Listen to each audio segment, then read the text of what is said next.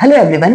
In one of my posts, I got a comment to share the strategy to crack the HPSC Assistant Professor exam.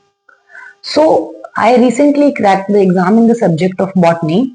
तो मैं आपसे कुछ share कर सकती हूँ कि जो challenges मैंने फेस किए या जो strategies मैंने अप्लाई की which helped me a lot, may be ये आपको हेल्प कर सकें.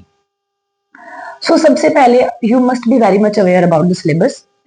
एग्जाम सिलेबस से बियॉन्ड नहीं जाता. समटाइम्स हमारी हैबिट होती है कि नहीं ये भी पढ़ लेते हैं, क्या पता ये आ जाए, क्या पता वो आ जाए. Do not do this. आप just you must be focused on the exam pattern and the syllabus.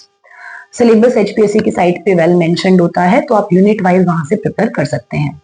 Exam pattern है, एग्जाम 3 स्टेजेस में होता है. सबसे पहला screening test, then subject knowledge test and then interview. You have to qualify the screening. Screening के marks आगे add on नहीं होंगे. फाइनल रिजल्ट के अंदर सब्जेक्टिव के मार्क्स और इंटरव्यू के मार्क्स ऐड होते हैं. तो स्क्रीनिंग के लिए स्क्रीनिंग ऑब्जेक्टिव होता है और ऑब्जेक्टिव के लिए आपके बेसिक्स बहुत स्ट्रॉन्ग होने चाहिए. सो जनरली जैसा नेट के अंदर सेक्शन बी होता है वैसा सा पेपर होता है कुछ जो स्क्रीनिंग का होता है. प्लस स्क्रीनिंग के लिए आपके बेसिक्स बहुत अच्छे से क्लियर होने चाहिए. तो बेसिक्स क्लियर करने के लिए आप किसी भी कोचिंग इंस्टीट्यूट के पैकेजेस सॉल्व कर सकते हैं नीट के. और जो सबसे बेस्ट रहते हैं as per my point of view, तो आप 2016 से पहले के भी जो पैकेजेस हैं वेदर इट इज ऑफ आकाश और एलन आप सॉल्व कर सकते हैं.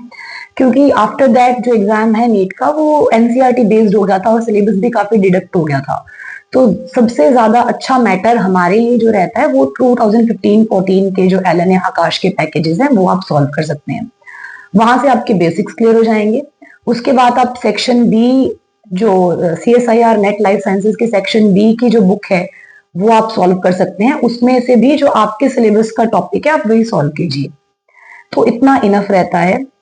और स्क्रीनिंग की अगर कट ऑफ की बात करूं तो मेरे एग्जाम में स्क्रीनिंग की कट ऑफ गई थी 64 पॉइंट समथिंग आउट ऑफ 100. पर आप इस तरीके से प्रिपेयर करके जाइए कि आपका सेफ स्कोर जो है आप 75 प्लस अपना स्कोर रखें.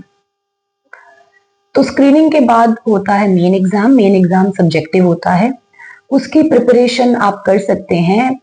मतलब I can share what I have prepared. तो मैंने मेंस एग्जाम के लिए यूपीएससी के बॉटनी का पेपर 1 और पेपर 2 लास्ट 10 इयर्स के सेग्रीगेट कर लिए थे.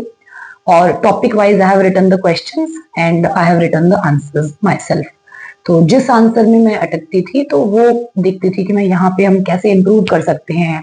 आप टाइम बाउंड मैनर में उसे प्रैक्टिस कर सकते हैं. प्लस HCS के जो बॉटनी के पेपर्स हैं प्रीवियस ईयर आप वो भी उठा के प्रैक्टिस कर सकते हैं. तो they are more than enough. अगर आप इतना last 10 year UPSC plus HCS इन दोनों के आप बॉटनी के पेपर्स आप अगर कर लेंगे तो उसमें लगभग सारी चीजें कवर हो जाती हैं. मेंस एग्जाम में सबसे बड़ा पॉइंट होता है कि वो 3 घंटे आप मेंस एग्जाम को अटेम्प्ट कैसे करते हैं. जनरली जो स्क्रीनिंग क्लियर करके कैंडिडेट्स वहां बैठे होते हैं हर कैंडिडेट को पेपर आता होता है. पर उन 3 घंटे में वो सारा पेपर अटेम्प्ट करना और हर क्वेश्चन में कई बार एक क्वेश्चन होता है जिसके बारे में आपको बहुत नॉलेज होगी बट आपको वो एक्सप्रेस करनी है कम वर्ड्स के अंदर और कम टाइम के अंदर. तो that is the real testing. तो उसके लिए आप एक बात ध्यान रखिए कि आप कोशिश कीजिए कि आप सारे क्वेश्चन अटेम्प्ट कर सकें. और आप हमें 15 क्वेश्चंस करने होते हैं इन 3 आवर्स इन 180 मिनट्स ऑलमोस्ट. तो लगभग आप एक क्वेश्चन अगर 10-12 मिनट में एक क्वेश्चन कर देंगे तब जाके आप पेपर पूरा आराम से कंप्लीट कर सकते हैं. तो आप स्टार्टिंग से ही प्लानिंग बना के चलिए. स्टार्टिंग से ही आप टाइम वहां पे वॉल पे क्लॉक लगी होती है तो आप स्टार्टिंग से देखिए कि मुझे हर क्वेश्चन 10 या 12 मिनट के अंदर खत्म करना है. जैसे ही 8-9 मिनट हो आप उस क्वेश्चन को कंक्लूड करना शुरू कीजिए. और मेरा एक्सपीरियंस ये है कि ऐसा कुछ नहीं होता कि आप एक क्वेश्चन में पूरे 4 या 5 पेज भरेंगे तो आपको ज्यादा मार्क्स मिलेंगे, आप कम लिखेंगे तो आपको कम मिलेंगे. ऐसा कुछ नहीं है.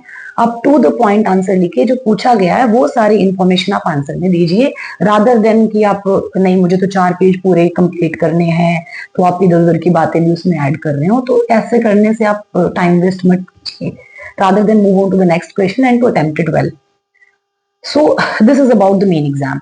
फिर मेंस एग्जाम के बाद रिजल्ट आएगा और फिर आपका फाइनल पड़ाव आएगा इंटरव्यू. सो इंटरव्यू में सबके एक्सपीरियंसेस अलग अलग रहते हैं। कुछ लोगों से हरियाणा जीके भी पूछी गई थी, कुछ लोगों से नेशनल एजुकेशन पॉलिसी भी, और कुछ लोगों का सिर्फ सब्जेक्ट तक ही लिमिटेड रहा था। तो अगर मैं मेरे इंटरव्यू की बात करूं तो मेरे इंटरव्यू में सब्जेक्ट बेस्ड क्वेश्चन ही ज्यादा पूछे गए थे। Interview is not about how much you know the subject, interview is about कि how your personality is, how you will deal with the class, how you deal with the different kind of situations. So वहां पे आप calm and confident रहिए। और बाकी interview में हर एक का एक्सपीरियंस डिफरेंट ही होता है। So all the best.